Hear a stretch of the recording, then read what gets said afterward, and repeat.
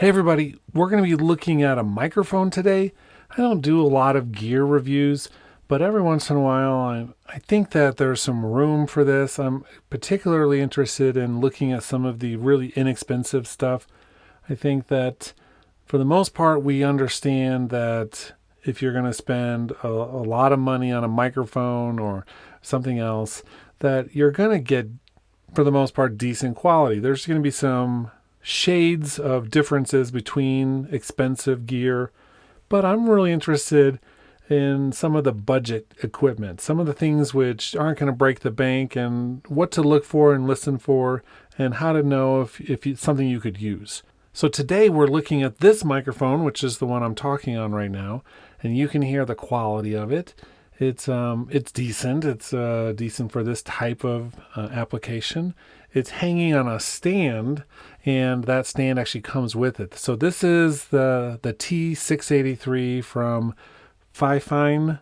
It's a brand from China that's gone worldwide, and they make a bunch of different things. And this particular microphone, we're going to look at it. So it's attached.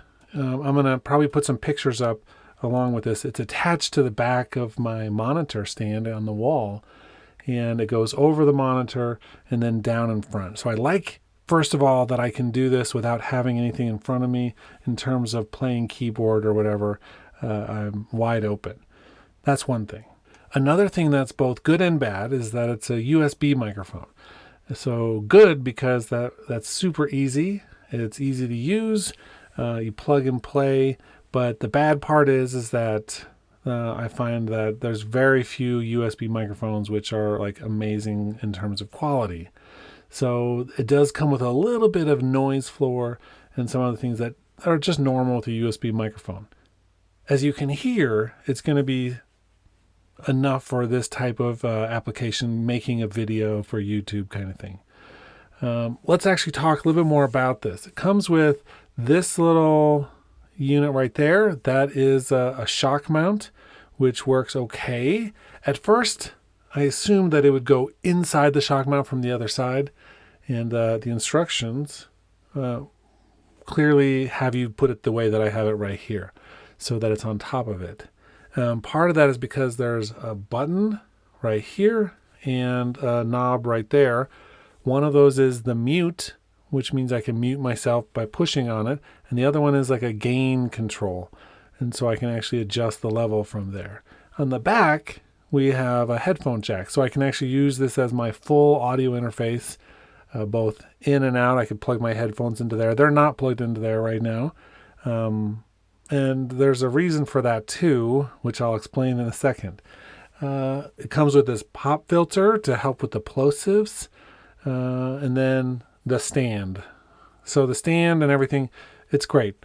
I like the overall aesthetic of what they're trying to do here. This is all sub $70 for the whole thing, so it's really affordable considering it comes with the stand. And I think the sound quality has been okay. It has been great. Enough for what I'm doing.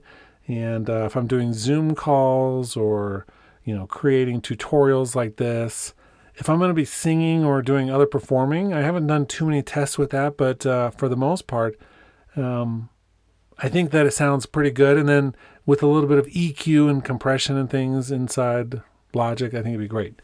Now I'm looking at this device here in my audio devices, and one thing I was surprised at is that I can go up to 192 kilohertz for the digital output of this microphone. Now I'm not going to switch it right now. It does cause all kinds of funny things.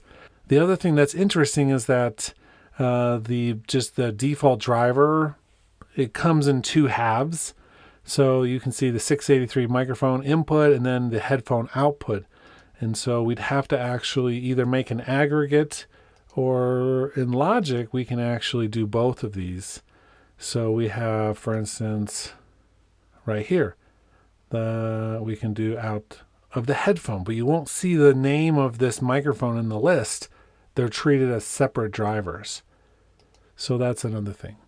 Okay, so let's talk then about the downside of anytime you buy a cheap thing like this.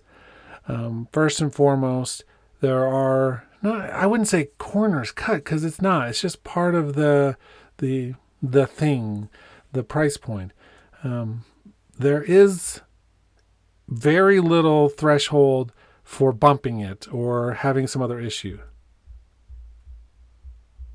Depending on what you're listening on, you may or may not be able to hear that, but there's definitely some noise. If I just tap it even, you can hear that kind of shake the whole microphone. Now, I've got other microphones, like a handheld mic, that I can hold in my hand and move it around, and it's not going to ever do that.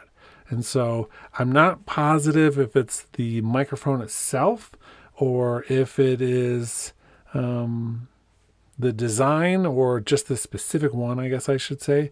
But certainly you want to mount this to something that you're not going to be moving or bumping a lot. Like I had it on a desk, and it's a very solid desk, and it was fine for that, I think, for the most part. But anytime I like actually leaned on the desk and moved it, you could hear that through the microphone. And so in this new setup, I have it attached to something that I don't touch very much at all, which is the mounting plate for my computer monitor. And so that is not going to be an issue as much as it would be as if I had it attached to something that I was going to be leaning on or touching or moving. So just make sure you attach it to some place that's really solid so you don't have that issue at all. In this case, I don't want to put my headphones in there, partly because I have a whole nother interface where that all goes through, but having that cable hanging off the back of the mic when it has that issue means that I have to be really careful with my headphone cable, because I don't, that level of carefulness to make sure it's not shaking the mic at all is something that I won't have to think about. So overall, I think it's going to be just fine. I think we're going to do just great things with this. I'm going to be using it for the next few videos and stuff. I can move it out of the way if I need to, but there's nothing wrong. I think we are used to people who are doing certain types of videos having a microphone in the screen a little bit. And so I think that that's perfectly fine if you're doing a certain style of content. But I can move it and have it out of the frame. And so that is a possibility as well. So overall, the setup was super easy, just plugging it in.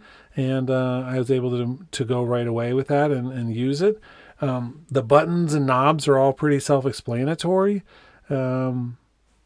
Overall, it's been a really good experience, and I haven't noticed anything. I think the real question will be how this lasts over time. And I think that's the question I have with the arm. And so far, the arm seems really nice, good quality, a good build. So I'm not worried about that. I'm not going to be adjusting it a bunch and moving it. I'm going to kind of let it stay right where it is for now. And so I think that'll help with it. But I'm really curious to see how this holds up with my other daily schedule of doing things. I like the idea of having this microphone here and not having to worry about moving a stand in or out of the frame or having something else going on.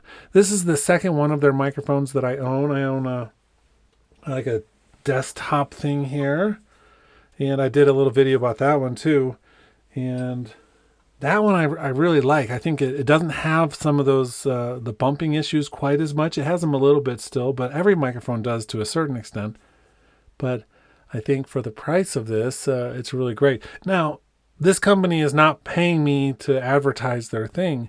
And so I don't want you to feel like that that's the case.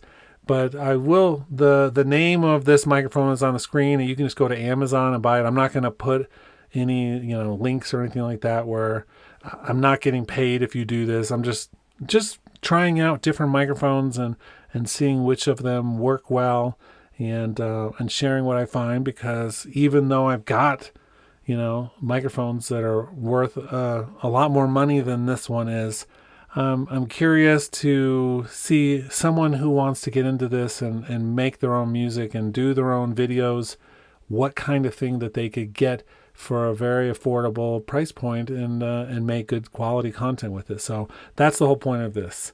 The last thing I'll show is just the box on the screen, how it all came to me. It was actually really nice way it was packaged. It came with extra rubber bands for this part and for the shock or for the pop filter thing.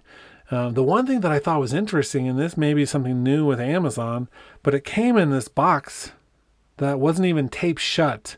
Like anybody could have just come by and opened up the box without even having to break a seal or anything. So it pretty much came open, even though it was like shut at the time. It could have easily been open. I wonder if that's a new Amazon thing, but for whatever it is, certainly a microphone worth checking out if you're looking for a really a decent budget stand mic, podcasting, YouTube, all kinds of things. So check it out. The name is down in the description if you want to see where it is. And yeah, worth a look.